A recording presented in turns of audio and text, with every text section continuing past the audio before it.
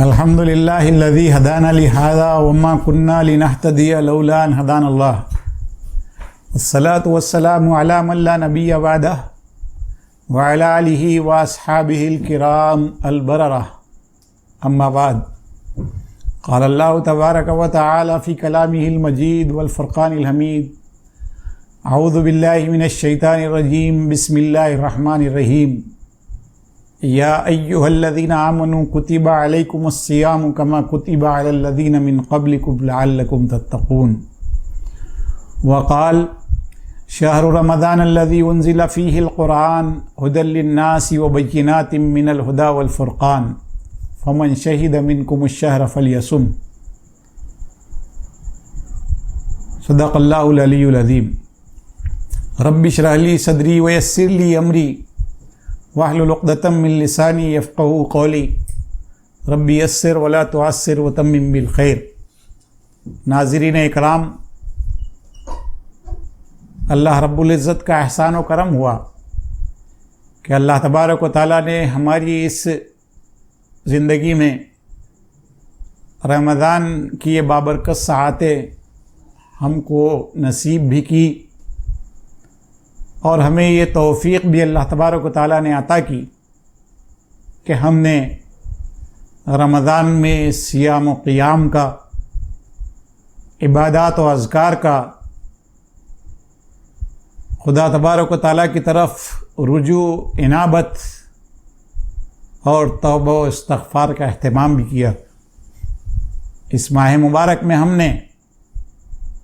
اس ماہ مبارک اس کے عبادات اور ان عبادات کے مقاصد اور اس کی روح کو حاصل کرنے کی اپنی سی کوشش بھی کی۔ اب جب کہ یہ مہینہ ہم سے رخصت ہونے کو ہے تو جہاں ایک طرف اس کی بابرکت اور پررحمت ساعتوں کے رخصتی کا ایک حزن و ملال ہمیں ہے، جہاں ایک طرف یہ شدید احساس ہم کو لاحق ہے کہ اس ماہ مبارک کو ہم نے اس مرتبہ اس کی وہ جو شان اور اس کی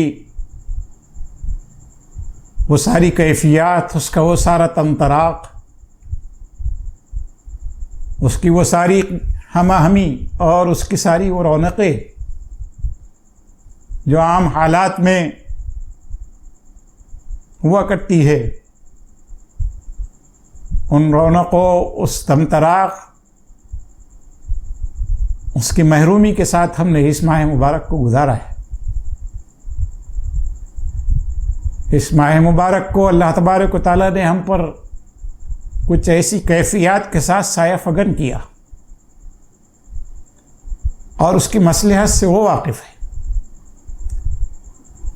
کہ ان کیفیات میں ہم نے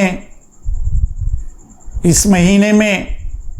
وہ سارے اہتمامات جو اس رمضان کے حوالے سے اجتماعی صورتوں میں ہوا کرتے تھے،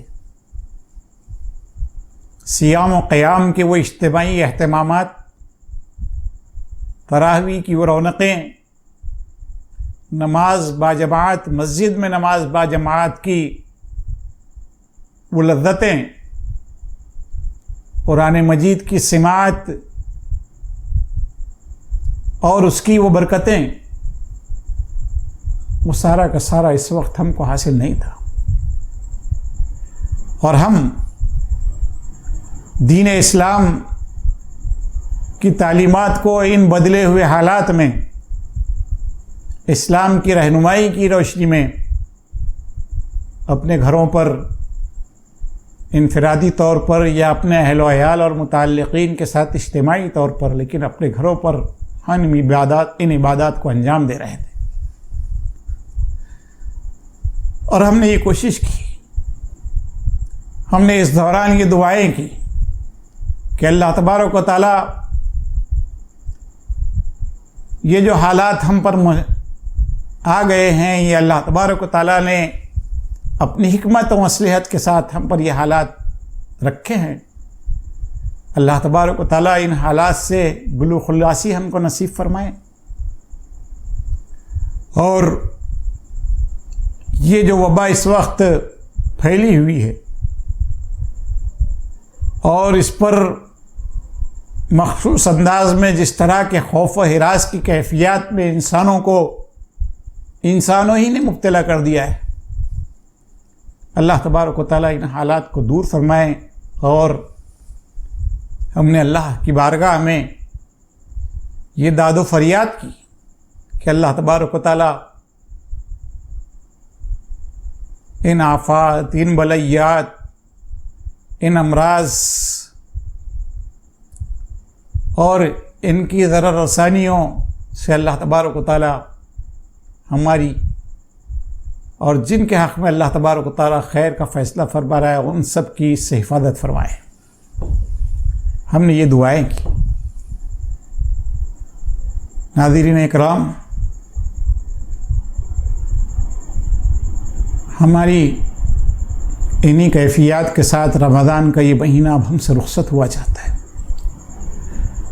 ہمیں رک کر کے اپنی کیفیات کا، اپنی عبادات کا، اپنے معمولات کا اور ان معمولات کے ذریعے سے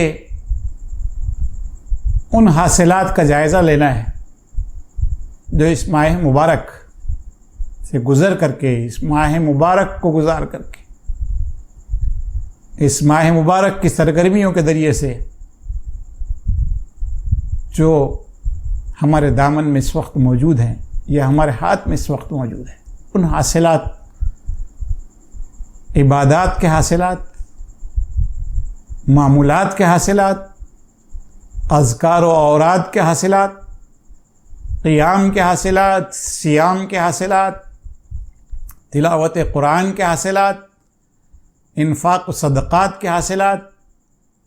ان سب حاصلات پر کہ کیا ہم نے پایا ہے۔ یہ شیڈیولنگ جو ہماری رمضان کی تھی، اس کے جو معمولات تھے، ان معمولات کے ذریعے سے کیا ہمارے ہاتھ میں ہے، اس پر ہم کو غور کرنا چاہیے۔ ہمارے ہاتھ میں کیا ہونا چاہیے یہ پہلے طے کر لیں۔ رمضان کی آمد ہی کے ساتھ ہم طے کرتے ہیں، ہم یاد کرتے ہیں، ہم اعادہ کرتے ہیں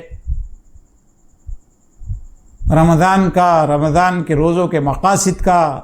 رمضان کی عبادت کے مقاصد کا، قرآن کا، قرآن سے تعلق، قرآن کی جو ہے مقاصد، قرآن کی تلاوت، اس کے اثرات اور اس کے حاصلات، یہ سب ہم تازہ کرتے ہیں۔ اب اس ماہ مبارک کی رخصتی کے وقت بھی ہم کو اس کے حاصلات کو اپنے سامنے رکھنا چاہیے کہ جن چیزوں کو سنگ میل کی حیثیت سے رمضان کے آغاز میں اپنی نظروں کے سامنے ہم نے سجایا تھا، جو ٹارگٹ ہم نے طے کیا تھا، کیا اس کو حاصل کیا؟ آئیے ایک ایک پر غور کریں۔ تقویٰ یہ روزوں کا جو ہے مقصد قرار دیا گیا۔ یا ایھا الذین آمنوا کتب علیکم الصیام کما کتب علی الذین من قبلکم لعلکم تتقون، کہ روزوں کی فرضیت سے مقصود یہ نہیں ہے کہ تم کو بھوکا اور پیاسا رکھا جائے، تم سے جو ہے ایک مشقت طلوع آفتاب سے غروب آفتاب تک کروائی جائے، صرف یہ مقصد نہیں ہے، بلکہ مقصد یہ ہے کہ اللہ تبارک و تعالیٰ کے اس حکم کے ذریعے سے اللہ کی تابعداری کی کیا کیفیت تمہارے قلب و ذہن میں پروان چڑھی ہے، اس کا کیا داعیہ تمہارے اندر پیدا ہوا ہے، اس کا کیا جذبہ تمہارے اندر پروان چڑھا ہے، اس کو دیکھا جائے۔ تقویٰ کی کیفیت، تقویٰ ہم بارہا سنتے رہتے ہیں کہ تقویٰ ہے کیا، یہ لفظ کیا ہے تقویٰ؟ اس پر جب ہم غور کرتے ہیں ہمیں یہ بات بتلائی جاتی ہے کہ تقویٰ یہ لفظ جو ہے واو، قاف اور یا اس کا مادہ ہے، وقع، اور اس سے نکلنے والے جو مختلف الفاظ ہیں تو اس کے جو معنی ہوتے ہیں وہ یہ ہوتے ہیں کہ پرہیزگاری، بچنا، اپنے آپ کو بچانا، اپنے آپ کو محفوظ رکھنا، یہ اس کے معنی میں آتا ہے. قرآن مجید میں یہ لفظ ان معنوں میں استعمال کیا گیا ہے. ربنا من تقی السیئات فقد رحمتہ، اے ہمارے رب جن کو تو بچا لے، تقی بچا لے، السیئات برائیوں سے، نافرمانیوں سے، سرکشیوں سے، حکم عدولی سے تو بچا لے، اس پر تو نے رحم کیا. یہاں بچانے کے مفہوم میں مقام پر کہا گیا کہ قو انفسکم، اپنے آپ کو بچاؤ. قو انفسکم واہلیکم نارا، قو بچاؤ اپنے آپ کو. تو بچانے کا مفہوم بنیادی طور پر اس میں پایا جاتا ہے. تقوی جب کہا جاتا ہے تو اس کے معنی یہ ہوتے ہیں کہ ایک بندے کی یہ کیفیت کہ جس کیفیت کے نتیجے میں وہ اپنے آپ کو اللہ تبارک و تعالیٰ کی نافرمانیوں سے بچاتا ہے، اللہ تبارک و تعالیٰ کی سرکشی سے بچاتا ہے، اللہ تعالیٰ کی حکم عدولی سے بچاتا ہے، حرام کے ارتکاب سے بچاتا ہے. ایک بندہ جب جو ہے اپنے آپ کو اس سے بچاتا ہے تو گویا وہ تقوی اختیار کیا ہے. وہ تقوی کی کیفیت ہے کہ جو ہے بات کہی گئی. وہ جو ایک صحابی رسول نے دوسرے صحابی رسول سے جب پوچھا کہ تقوی کیا ہے، تو انہوں نے جو اس کی تعریف بیان کی وہ یہی ہے نا کہ اما سلکتا طریقا ذا شوکن، کہ کیا تمہارا گزر کبھی کسی ایسے راستے سے نہ ہوا جس کے اطراف میں خاردار کانٹے دار جھاڑیاں ہوں. اس وقت اس راستے سے گزرتے ہوئے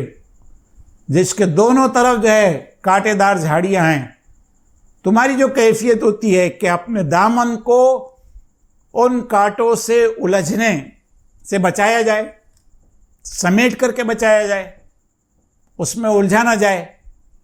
اور اس سے جو ہے گزر جایا جائے، اس سے بچتے اور بچاتے ہوئے اپنے آپ کو. یہ تقوی ہے، ذالک التقوی ہے. کہا گیا کہ ہاں یہ کپڑوں کا سمیٹنا اور اس میں الجھنے سے اپنے آپ کو بچانے کا جو گزرنے کی کیفیت ہے، یہی تقوی ہے. یہاں زندگی کی راہوں میں جب ہم گزرتے ہیں تو ان راہوں میں خدا کی نافرمانیوں، اس کی حکم عدولیوں، اس کی منہیات، اس کی سرکشی، اس کے حرام کردہ امور، اس سے جب بندہ ان کانٹوں سے جب بندہ اپنے آپ کو بچاتا ہوا گزرتا ہے، حکم الہی کی پیروی کرتا ہے، اس کی تابعداری اختیار کرتا ہے، یہ تابعداری اختیار کرنے کی جو کیفیت، یہ بچانے کی کیفیت اور تابعداری اختیار کرنے کی جو کیفیت ہے، یہی تقوی کی کیفیت ہے. تو یہی جو ہے روزے کی روح قرار دی گئی ہے. روزے کی روح یہ قرار دی گئی ہے کہ اس کے ذریعے سے، اس کی بھوک و پیاس کی مشقت کے ذریعے سے مطلوب یہ ہے کہ بندے کے اندر اللہ تبارک و تعالیٰ کی نافرمانی سے بچنے کی کیفیت پیدا ہو اور اللہ تبارک و تعالیٰ سے کی نافرمانی سے بچ کر کے اس کے حکم کی تابعداری اور فرمانبرداری کی کیفیت پیدا ہو. یہ روزے کا جو ہے مقصد ہے. ہم کو رک کر کے غور کرنا پڑے گا کہ اس مقصد کو کتنا ہم نے حاصل کیا، اس مقصد کو کتنا ہم نے حاصل کیا. اور پھر یہ بات بھی پیش نظر رہنا چاہیے کہ تقوی کی یہ کیفیت بندے سے مطلوب کیسی ہے. ہم نے روزوں میں روزہ اپنے اوپر طاری کر لیا، روزے کی کیفیت ہم نے طاری کر لی، روزے دار کی صورت ہم نے بنا لی، کچھ ظاہری حیت ہم نے اختیار کر لی، اور جس سے یہ مشکل ہو گیا کہ ہم روزہ دار ہیں. کیا یہ روزہ جو ہے مطلوب ہے، روزہ دار سے مطلوب ہے؟ کیا یہ تقوی ہے؟ تو بات ہمیں جو ہے وضاحت کے ساتھ یہ بتلائی گئی کہ روزے کا یہ حاصل کہ بندے کے اندر تقوی پیدا ہو، تو یہ حاصل جو ہے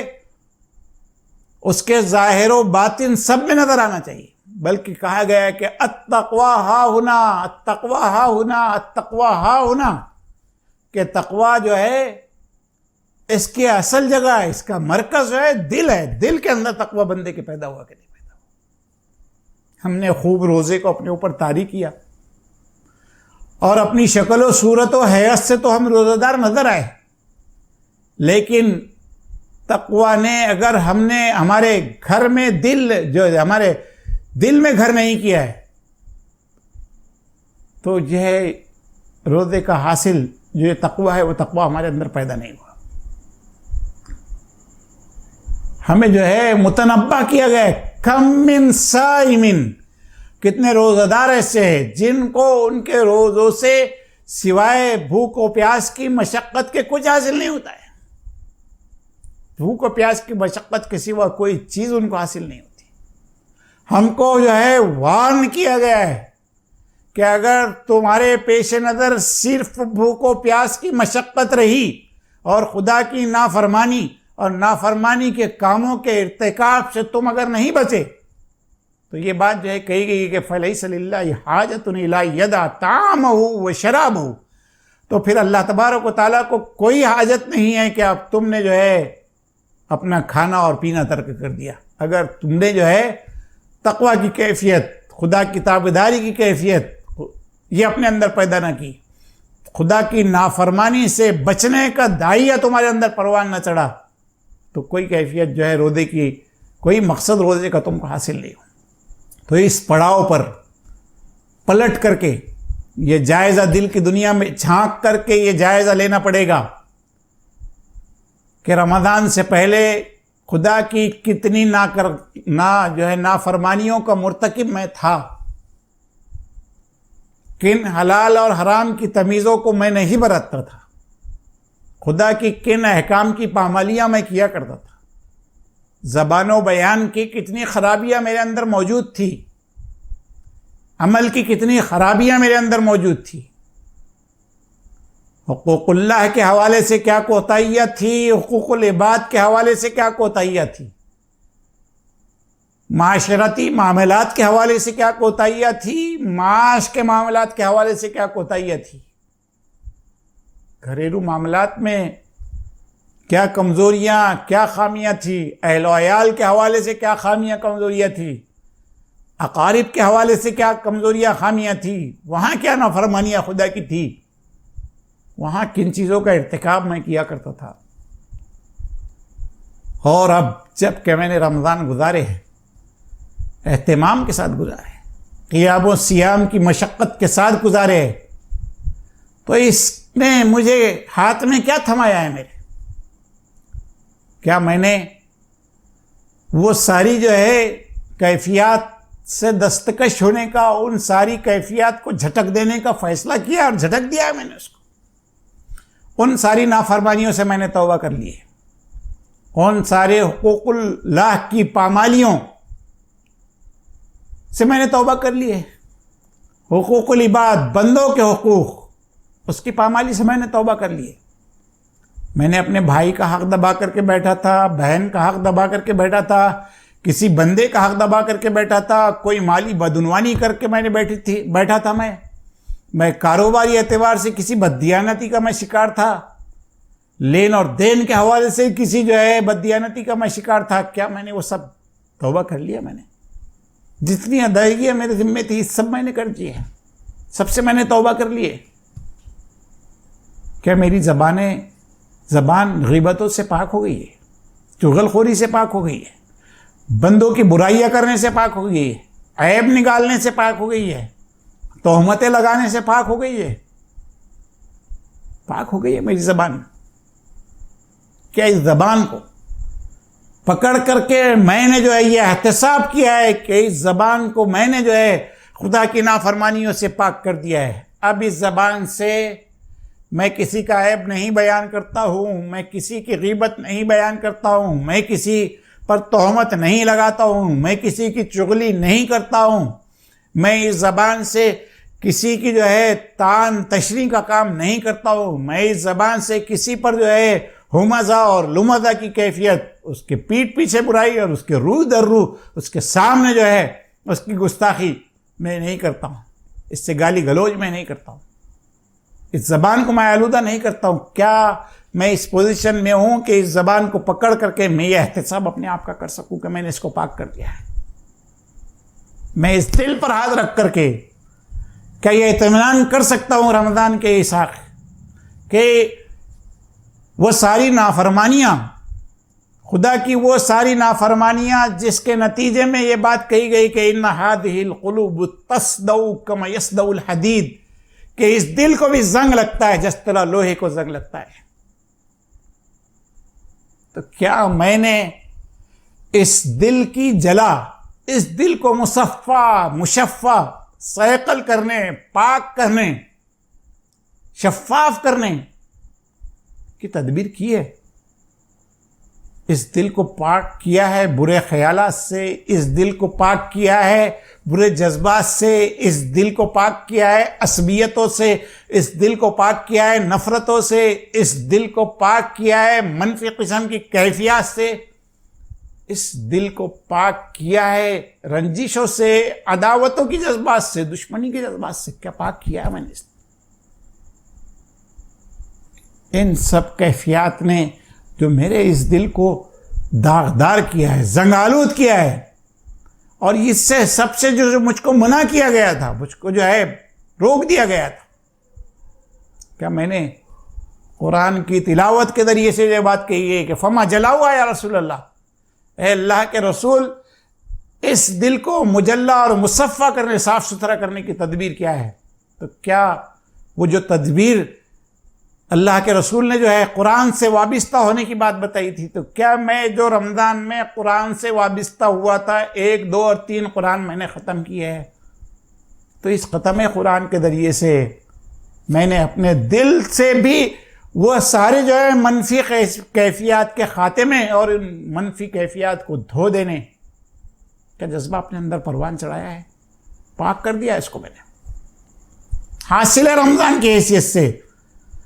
تقویٰ کے حاصل کی حیثیت سے اس کا جائزہ مجھ کو لینا پڑے گا، اس کا احتساب مجھ کو کرنا پڑے گا کہ تقویٰ یہاں پر اس وقت جگہ کر پائے گا جب ان ساری منفی کیفیات سے میرا دل پاک ہوگا۔ یہاں اگر ان ساری چیزوں نے گھونسلہ بنا رکھا ہے تو پھر تقویٰ کے لیے جگہ کہاں چھوڑی ہے؟ تو تقویٰ کے لیے اگر یہاں تقویٰ کو اگر یہاں جگہ بنانی ہے تو ہم کو یہ بات جائزہ لینا پڑے گی کہ اس دل کو ہم نے پاک کیا ہے کہ نہیں پاک کیا۔ ہم سے کہا قرآن مجید نے، وہ قرآن جس کو ہم نے رمضان میں ختم کیا، اس قرآن نے ہم سے پکار کر کے کہا، اس قرآن نے ہم سے پکار کر کے کہا کہ فیہ شفاء لما فی الصدور، کہ تمہارے سینے کے سارے امراض کے لیے اس کتاب میں سامان شفا رکھا گیا ہے۔ کیا ہماری تلاوت نے اس سامان شفا کے ذریعے سے، اس کتاب مقدس، اس کتاب شفا کے ذریعے سے جو سامان شفا اللہ تبارک و تعالیٰ نے رکھا ہے، کیا اس کے ختم کے ذریعے، اس کے اہتمام کے ذریعے سے ہم نے اہتمام کیا ہے اس کا کہ ہم اپنے دل کے سارے امراض کو، دل کی ساری ان منفی کیفیات کو ہم نے دھو دیا ہے۔ آج جب میرے دل میں کوئی بغض نہیں، کوئی حسد نہیں، کوئی عداوت نہیں، کوئی جو ہے منافرت نہیں، کوئی اور منفی قسم کی کیفیت نہیں، کسی کے سلسلے میں کوئی بدگمانی نہیں، کسی کے سلسلے میں کوئی اور ایسی کیفیت نہیں جو کیفیت سے مجھ کو منع کر دیا گیا، پاک کر دیا میں نے دل۔ اس کا جائزہ لینا ہوگا، اس کا جائزہ لینا ہوگا۔ تقویٰ کی کیفیت یہاں پر اگر پیدا ہوئی ہے تو ان ساری کیفیات سے اس دل کو پاک ہو جانا چاہیے، اس دل کو پاک ہو جانا چاہیے۔ ہم کو اس کا جائزہ لینا ہوگا۔ پھر ہم سے یہ بات کہی گئی ہے کہ تقویٰ کی یہ کیفیت، ٹھیک ہے رمضان میں میں نے اپنے دل کو پاک کر دیا تھا، اب میں نے جو ہے اپنی زبان کو پاک کر دیا تھا، اپنے دل کو پاک کر دیا تھا، اور جو ہے بہت پاکیزگی قلب کے ساتھ میرے رمضان کو گزارا ہے، تو حاصل یہ ہے کہ کنسسٹنسی اس کی، اب اس کی کنسسٹنسی، اب اس کا تسلسل، ہم سے یہ بات کہی گئی کہ اتقوا اللہ حق تقاتہ ولا تموتن الا وانتم مسلمون۔ خدا کا یہ تقوی جس کی آبیاری کے لیے، جس کی نشوونما کے لیے، جس کے پروان چڑھانے کے لیے اللہ تبارک و تعالیٰ نے رمضان کے ان روزوں کا اہتمام ہم سے کروایا، اور ساری عبادات کا اہتمام اس کے حوالے سے اللہ تبارک و تعالیٰ کرواتا ہے۔ ہمارا حج، ہماری قربانی، ہماری جو ہے نمازیں، ان سب کا حاصل تقویٰ قرآن مجید نے بیان کیا ہے، ان سب کا حاصل بیان کیا ہے۔ متقین کی صفات میں مصلین کی بات بھی کہی گئی ہے کہ مصلی جو ہے متقی ہوتے ہیں۔ حج کے حوالے سے یہ بات کہی گئی کہ یہاں سے تقویٰ کے زیادہ راہ کو ایک بندے کو لے جانا ہے۔ قربانی کے حوالے سے یہ بات کہی گئی ہے کہ نہ گوشت اور خون اللہ تبارک و تعالیٰ کو پہنچتا ہے، بلکہ جو چیز پہنچتی ہے وہ جو ہے وہ تقوی کی کیفیت ہے۔ لَن يَنَالَ اللَّهَ لُحُومُهَا وَلَا دِمَاؤُهَا وَلَٰكِن يَنَالُهُ التَّقْوَىٰ مِنكُم، تقوی کی کیفیت اس کے ذریعے سے خدا کی حکم کی پیروی کرنے اور اس کے حکم عدولی سے بچنے کی کیفیت، یہ جو اس کا حاصل ہے، اس حاصل کی کنسسٹنسی، اس کا تسلسل تا مدم مرگ، اس کا تسلسل، اتقوا اللہ حق تقاتہ، اللہ کا تقوی وہ جو تقوی کا حق ہے، اور تقوی کا حق یہ ہے کہ تادم مرگ، زندگی کی آخری کیفیات کے ساتھ یہ تقوی جو ہے اس کے ساتھ ساتھ چلا جائے زندگی کے آخر تک۔ مرگ کب ہماری ہوگی؟ لا تدری نفس بأی ارض تموت، کوئی کب کہاں کن کیفیات میں مرے گا یہ بات جو ہے متعین نہیں ہے۔ موت متعین ہے لیکن موت کا وقت متعین نہیں ہے، اور کہا گیا ہے کہ موت تک اس کیفیت کو اختیار کرنا چاہیے۔ مطلب یہ ہے کہ مطلوب یہ ہے بندے سے کہ تقوی کی یہ کیفیت جس کی آبیاری کے لیے یہ ماہ مقدس کو دیا گیا ہے، اس کی جو ہے ساری سرگرمیاں اور اس کی ساری شیڈیولنگ تھی، اس کے ذریعے سے جو تقوی اس کے اندر پروان چڑھا، اس تقوی کو جو ہے ایک تسلسل کے ساتھ اس کو تادم مرگ باقی رکھنا ہے، ہم کو باقی رکھنا ہے۔ رمضان کے بعد بھی ہمارا دل مجلہ ہو، مصفہ ہو، پاک ہو، ہر طرح کی منفی کیفیت سے پاک ہو، ہماری زبان پاک ہو، ہمارا کردار پاک ہو، ہمارے عمل کی بددیانتی جو ہے اس سے ہم جو ہے تائب ہو جائے ہیں۔ تائب ہم جب ہو گئے تو ہم توبہ کر لیں، اس کو حقوق کی پامالیاں، خدا کے حقوق کی جو پامالیاں، اس سے جو ہم نے توبہ کی ہے، اب یہ توبہ توبہ نصوح بن جائے کہ اب اس کے بعد پھر سے خدا کے حقوق کی پامالیاں ہم نہ کریں، پھر سے خدا کے احکام کی حکم عدولیاں ہم نہ کریں، پھر سے سرکشیاں ہم نہ کریں۔ بندوں کے جن حقوق کی پامالیاں ہم کرتے رہے، اگر ہم نے انشاءاللہ ہم نے کر لیا ہو کہ توبہ، تو ہم نے یہ توبہ کر لی ہے، تو پھر سے وہ بندوں کے حقوق کی پامالیاں اس کا ارتکاب ہم نہ کریں، تسلسل اس کا باقی رہے، اب پھر زندگی میں ہم اس کو جو ہے اس کا ارتکاب نہ کریں۔ یہ حاصل تقوی ہے، اس کی طرف ہم کو توجہ دینی، تقوی کے حوالے سے اس بات کو ہم کو ذہن میں رکھنا ہے۔ دوسری بات، حاصل رمضان، رمضان نے آ کر قرآن سے ہم کو جوڑا، تو رمضان میں ہم جڑ گئے۔ رمضان کے بعد حاصل یہ ہوگا کہ رمضان نے اب جب جوڑ دیا ہے اس کو، تو اب ہم قرآن سے جڑ گئے، قرآن سے جڑ گئے۔ کیوں جڑ گئے ہیں اور کیوں جڑ جانا ہے ہم کو؟ کہ قرآن سے جڑ جانا خدا سے جڑ جانا ہے۔ حدیث میں یہ بات کہی گئی ہے نا کہ ہوا حبل اللہ المتین، یہ اللہ تبارک و تعالیٰ کی مضبوط رسی قرآن مجید ہے، اور جب بندے اس کو تھام لیتے ہیں تو گویا اللہ تبارک و تعالیٰ کے دامن رحمت کو تھام لیتے ہیں، اللہ تبارک و تعالیٰ کو تھام لیتے ہیں۔ وَاعْتَصِمُوا بِاللَّهِ، اللہ کو تھامنا، اللہ کے دین کو تھامنا اور اللہ کی کتاب کو تھامنا ہے۔ تو جب ہم نے اس رمضان میں قرآن مجید کو تھاما ہے تو اس کا حاصل یہ ہوگا کہ تادم مرگ اب اس قرآن مجید کو ہم کو تھامنا ہے، اس کی تلاوت کا اہتمام، اس کے سمجھنے کا اہتمام، اس کے خلاصے کی سماعت کا اہتمام، اس کے تفسیر کے پڑھنے کا اہتمام، اس کے ترجمے کے پڑھنے کا اہتمام، اس کو جو ہم نے جو ہے کیا ہے، اب رمضان کے ختم کے ساتھ یہ ختم نہ ہو جائے، بلکہ اس کا اہتمام اب ساری زندگی جو ہے ہماری زندگی میں اس کا اہتمام باقی رہے۔ تو قرآن سے وابستہ ہو جانا، قرآن کو تھام لینا، جب ہم اس کو تھام لیں گے تو ہم اللہ تبارک و تعالیٰ کا ہاتھ تھام لیں گے، اور جب اللہ کا ہاتھ تھام لیں گے ہم، تو اللہ کے ہاتھ تھام لینے کے بعد ہم سے کون ہاتھ چھڑاتا ہے اس کی کوئی ہم کو پرواہ نہیں رہے گی، ہم پر کیا حالات مسلط کیے جاتے ہیں اس کی کوئی ہم کو پرواہ نہیں رہے گی، ہم پر کیا آزمائشیں آتی ہے اس سے ہم پھر بے پرواہ ہو جائیں گے۔ جب خدا سے ہم جڑ جائیں گے، خدا کی کتاب سے جڑ کر کے خدا سے اب ہم جڑ جائیں گے، تو پھر کیسی آزمائشیں آتی ہے، پھر کیا مصیبتیں ہماری راہ میں کھڑی کی جاتی ہے، کون سے دستوری حق ہمارے چھینے جاتے ہیں، کس شہریت سے محروم کرنے کے شیڈینتر ہمارے خلاف رچے جا سکتے ہیں، ہمارے خلاف کیسا سمپردائے کو نماد اور جو ہے نفرت پھیلائی جا سکتی ہے، یہ سب جو ہے ہمارے لیے بہت بہت آسان ہو جائے گا. یہ ساری مصیبتیں ہمارے لیے آسان ہو جائیں گی. یہ ہم اس کو سب کو جو ہے ہم یہ سمجھیں گے کہ یہ خدا سے جڑ جانے کے نتیجے میں یہ ساری آزمائشیں ہمارے اوپر اگر آ رہی ہے تو پھر یہ ساری آزمائشوں کو ہم بہت خندہ پیشانی کے ساتھ استقبال کریں گے. اور پھر ہم کو آزمائش کے مرحلوں میں خدا کی کتاب کے ساتھ یہ جڑ جانا، خدا کے ساتھ جڑ جانا، آزمائش کے مرحلوں میں ہم کو ثبات، ہم کو استقامت، ہم کو مضبوطی، ہم کو فرمنس، ہم کو ایک اعتماد، ہم کو ایک وشواس، ہم کو ایک قوت، ہم کو ایک بے مثال اسٹرینتھ ہی عطا کرے گا. ایک جو ہے ایسی طاقت ہم کو عطا کرے گا کہ پھر ہم کو کوئی جو ہے فتح نہیں کر سکے گا. بے مثال طاقت. تو رمضان کا حاصل یہ ہے کہ ہم قرآن سے جڑے ہیں. تو اب یہ قرآن سے ہمارا جڑ جانا تا دم مرگ ہم اس سے جڑ جائیں، تا دم مرگ جڑ جائے. تا دم مرگ یہ کتاب ہماری امام جب بنا دی گئی ہے تو یہ کتاب ہماری امام رہے ہماری زندگی کے سارے انفرادی معاملات میں، سارے اجتماعی معاملات میں، یہ ہماری امام رہے.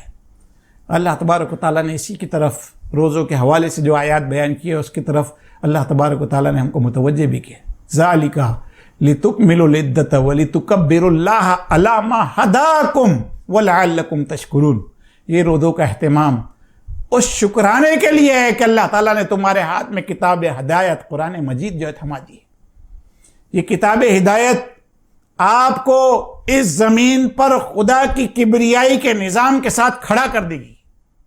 لِتُكَبِّرُ اللَّهَ مَا عَلَى مَا هَدَاكُمْ. وہ بنیادیں جو اس کتاب ہدایت نے تم کو فراہم کی ہے، ان بنیادوں پر خدا کی سپریمیسی، خدا کی برتری، خدا کے جو ہے اکبر ہونے، خدا کے مالک الملک ہونے، خدا کے جو ہے قادر مطلق ہونے کہ اس اعلان اور اس کے نظام کا پیروکار آپ کو بنا دے گا اور اس کی جد و جہد کا جو ہے آپ کو فرد بنا دے گا، اس کی راہ کی جد و جہد کرنے والا فرد آپ کو بنا کر کے کھڑا کر دے گا. یہ جو ہے آپ سے مطلوب ہے. لِتُكَبِّرُوا اللَّهَ مَا عَلَى مَا هَدَاكُمْ. اسی لیے جو ہے جب بندگان خدا عید کے دوگانہ شکرانے کے ادائیگی کے لیے جب جاتے ہیں تو وہ اپنے تکبیر کے نعروں سے فضاؤں کو معمور کر دیتے ہیں نا. شریعت نے یہ جو ہے پروویژن رکھا ہے، یہ شریعت نے جو یہ ان کو پابند کیا ہے کہ وہ جو ہے تکبیر کے نعروں کے ساتھ جو ہے خدا کی کبریائی کے نعروں کے ساتھ سجدہ شکر ادا کرنے کے لیے جو ہے جاتے ہیں. تو یہ تکبیر کے نعروں کا گویا اہتمام، یہ جو ہے اسی کیفیت کا احساس و ادراک ہے کہ خدا کی کبریائی سے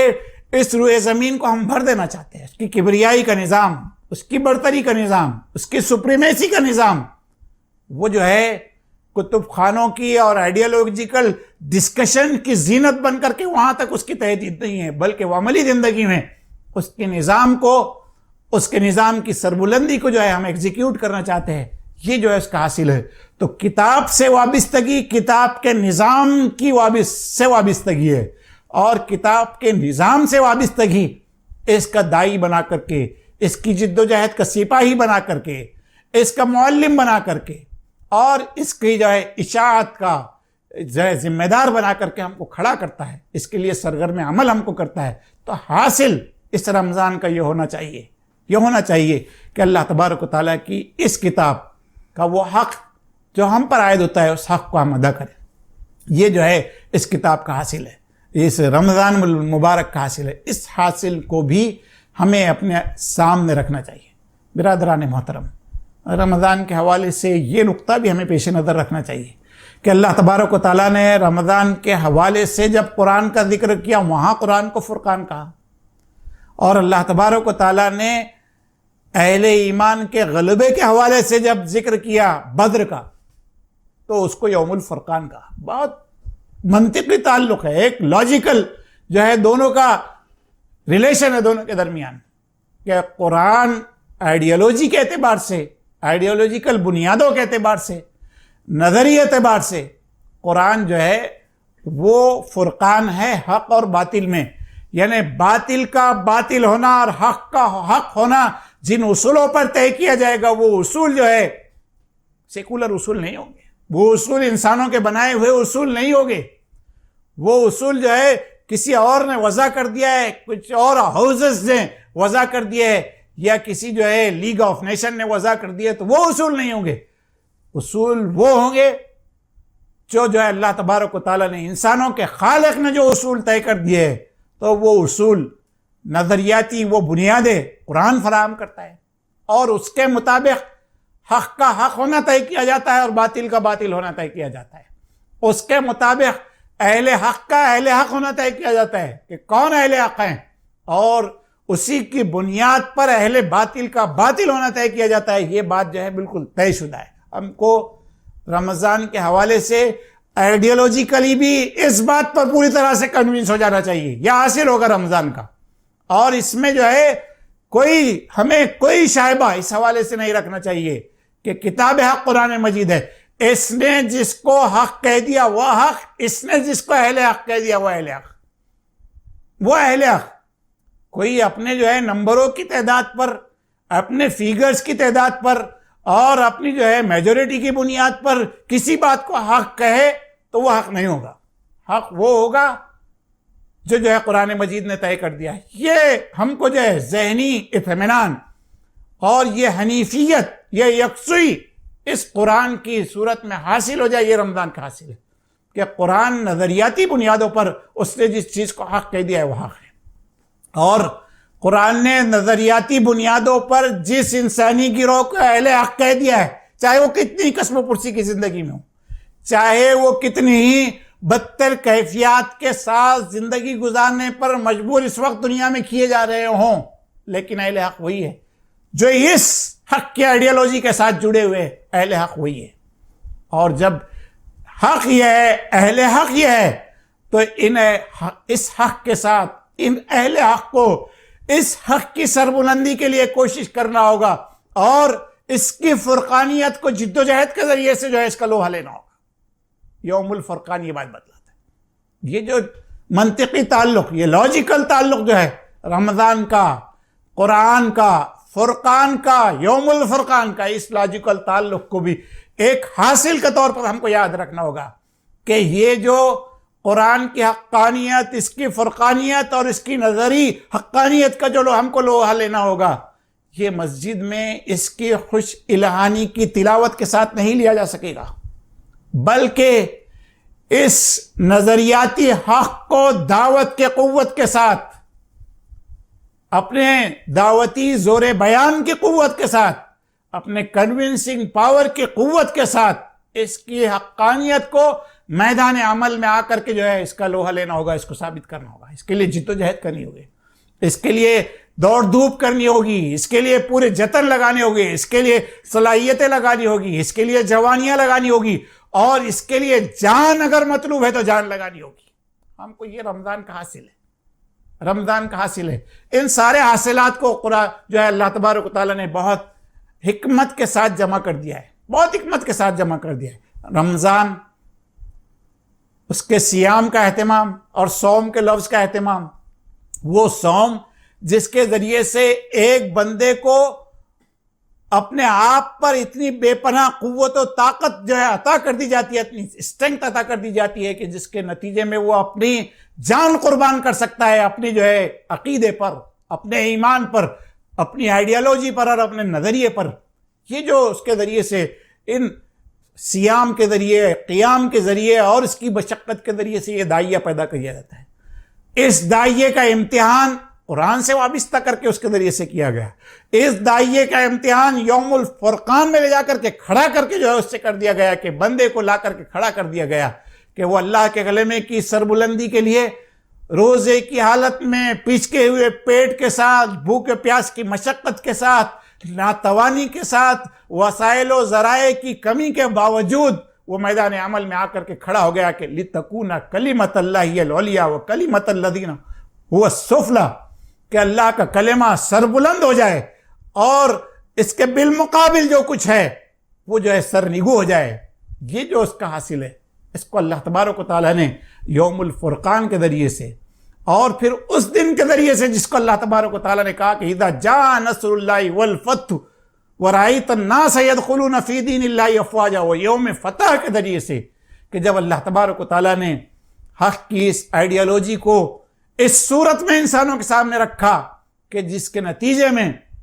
اللہ کے بندوں نے اپنی کوششوں، کاوشوں، اپنی دعوتی مصروفیتوں، اپنی مجاہدانہ کوششوں کے ذریعے سے اپنے جان، مال، جوانی اور اپنا سب کچھ قربان کر کے جب اس حق کو اختیار کیا، اس حق کو جو ہے تھاما، اس حق کے علم برداری کا حق ادا کیا اور اس حق کو